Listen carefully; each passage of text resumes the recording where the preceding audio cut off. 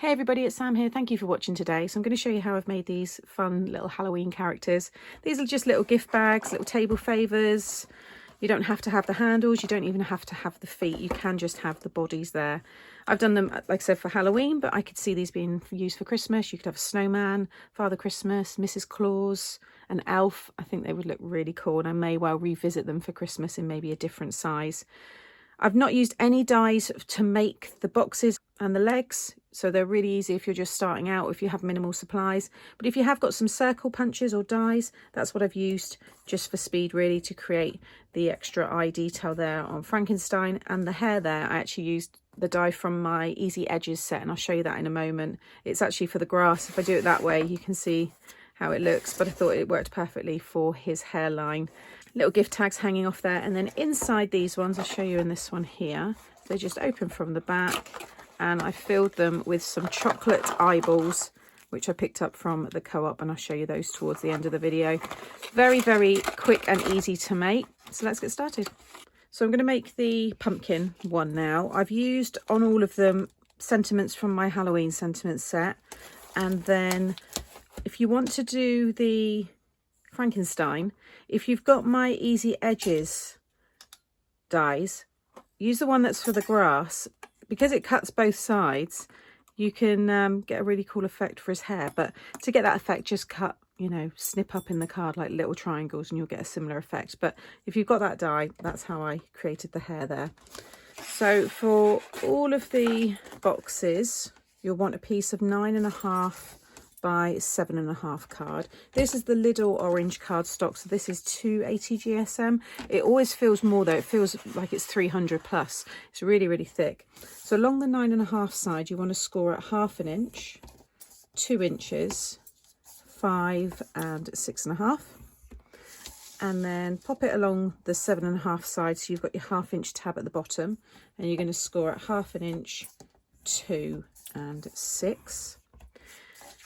You don't have to have the legs, but if you do want to, then you'll want 2 pieces of 4.5 squared. And along one of the sides, you're going to score at 1, 2, 3 and 4. Then rotate it, so the 1/2 inch tab's at the bottom, and you're going to score at 1 and 3.5. Next, you want to fold and burnish all your score lines on all of the pieces. Okay, so first of all, with the main box, you want to have the 1/2 inch tab on your left and another 1/2 inch tab along the top. You're going to cut along all of the bottom score lines up to the first score line. This little corner here, just take that away completely, and then just cut up all of these ones.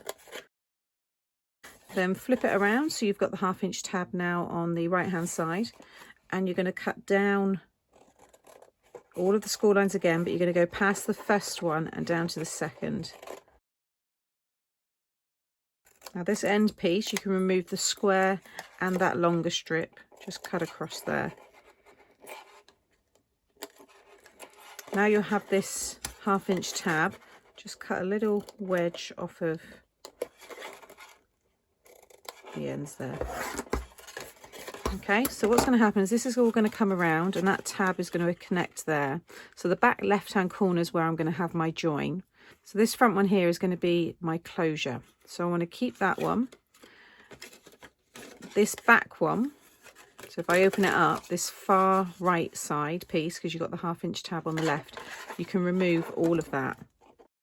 The 2 little tabs take off the top 1/2 inch piece. That's just going to be the closure. Okay, again, pop it all together, and it's going to close like so. This one here is going to be the last one I stick down of the base.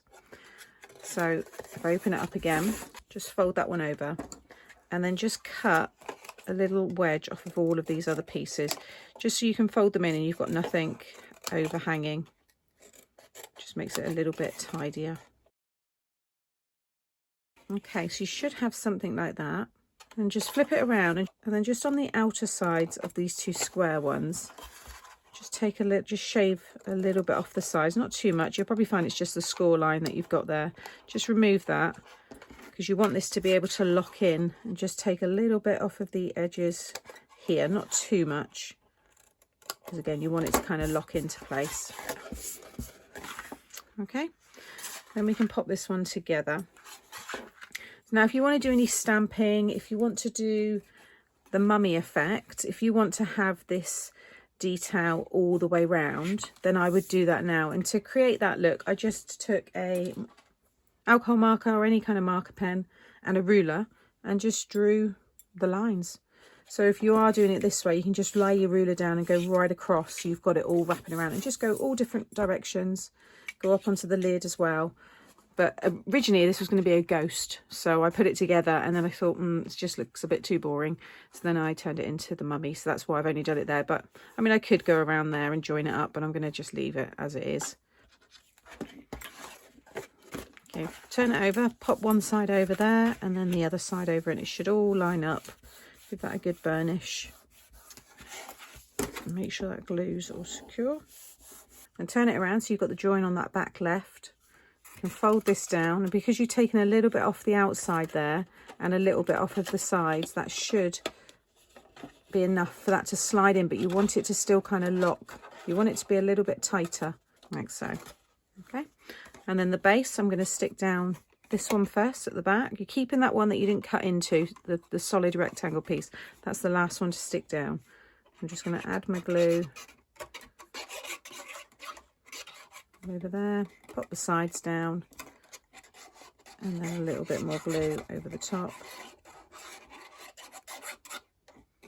and then close that up.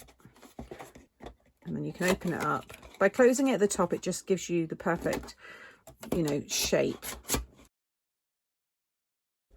Okay, now we can make the legs. So I've already done one. I've got the join at the back there, and here's the other one here. So if you have the 1/2 inch tab on your right hand side, you're going to cut up the bottom score lines to the first score line, like so, and then just remove that corner piece. Turn it around and do exactly the same. So you're going to remove this one now that's on the left, and then just cut up all of these ones. Wrap this around, and again I've got the join on the back left, so I'm going to have this one and this one as the last ones I stick down, so that you just have a nicer finish on the front there. So if I open it up now, fold those down, so it's with the tab on the left, it's the second squares in, just fold those up. All the others you just want to take a little bit off. Again, it's just going to tidy it all up when you put it together. So just take a little bit off the sides, take a little bit off of the ends here as well on the tab. And just do that on all the pieces apart from the two that I've just left back. You don't have to do any of this, but it does neaten everything up, and it just keeps it all hidden underneath that square that you've left. Then again, add your glue all down the tab. Fold one half over there, and then the other side. Again, give it a good burnish, and I always like to open it and then move it across. Just burnish it again so you've got that square shape. So I've got the join again, back left there, and I've got that solid square here and there. So I'm going to stick down the back one first, add a little glue, pop one down on the side, pop the side down, and then the other side. And then with that last one, you see it just covers everything. That's nice and neat. Again, go in there, make sure that's all secure. And then with the bottom, put the back one down first,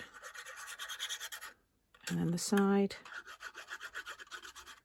the other side, and then lastly that solid square. And by having that solid square, it also just ensures that you've got it in that square shape. So it's quite easy to make the boxes a bit wonky sometimes when you stick them down. But now you should have your two boxes there, and you're going to stick them onto the bottom here. Put my glue, come in about 3/8 of an inch. This again up to you. You might be changing the sizes slightly, you might be making these boxes much bigger. Just make sure the joins are at the back, and then you've got them equally spaced there. So just a little gap in the middle. These make great robots as well. Give that a minute to dry. Okay, then if you want to add the handle, again, this is optional. Now, this is a piece of scrap. I don't want to cut into a fresh piece of cardstock. So what I'm going to do, so this is 9.5. You want to do 9.5 by half. And I was just going to remove the score lines, but what I'm actually going to do is add more score lines and make it a decorative strip, like an embossed piece, and add score lines along it all. Okay, I'm not going to trim mine to 1/2 inch because where I've scored it, it's kind of gone a bit wonky, so I'm just going to leave it. But you want to score at 1/2 inch at each end and then fold it under. Doesn't really matter actually, even if it's just slightly under or over the 1 inch. And then just give that a bit of a curve, and then you're going to stick it either side there. Now you could put eyelets in it so it like works on a hinge, especially if you're doing like a robot. I think that would look really good. Or you can attach it underneath the lid because that's wedged in there, and you're only putting, well, I'm only putting light gifts in here, but it would stick to the lid and you could still carry it. But I'm going to stick this one onto the sides here.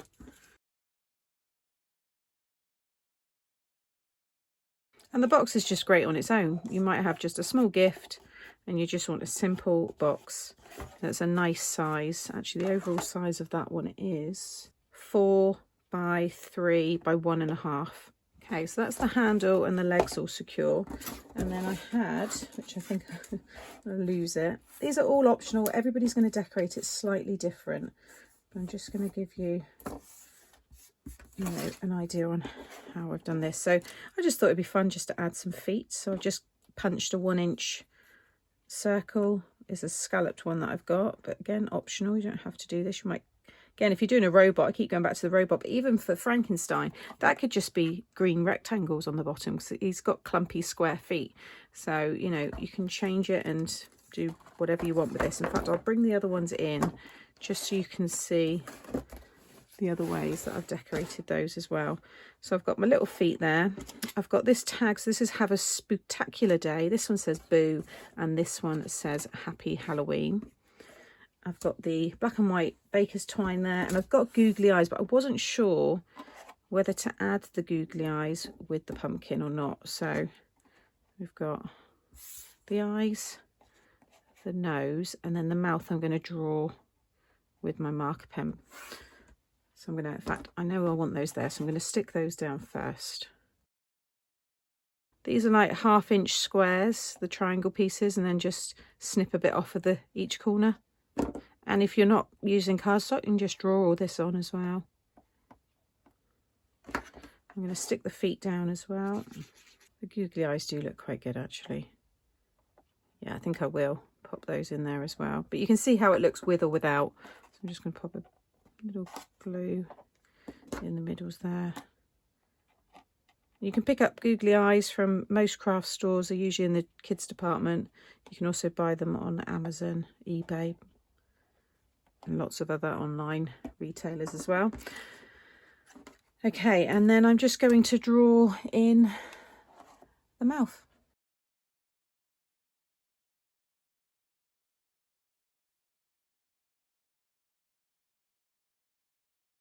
And then I'm just going to finish it with the baker's twine and a little bow for my tag.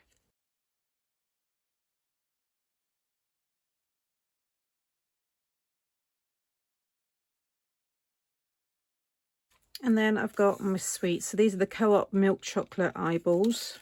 They are £1, I think, a bag, but I need to go back and get more because you can get 2 bags of these in each box.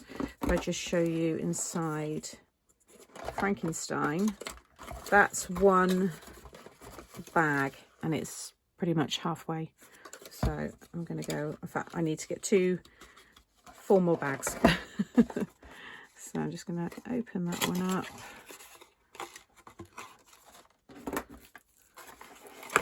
Of course, you don't have to have chocolate eyeballs. You could have anything you want in here. But I could see these as Father Christmas, Mrs. Claus, a snowman, a little elf, and these could be table favours at Christmas time. You know, Christmas hampers, stocking stuffers. You don't have to have the feet. You can just have the top parts there, and I think they'd look really cute. So I hope you've enjoyed this tutorial today showing you how to make these fun little Halloween characters. It's really easy. If you do something like this, you don't need any dies at all, and the googly eyes you don't even need. You could just draw the eyes. But if you have got some circle punches, things like this, then you can add those extra details and to get the hair and things like that. I will link it's only the googly eyes really and the sentiment stamp set. I'll link those below for anybody that's interested. And the cardstock is all Lidl cardstock on here, even the white.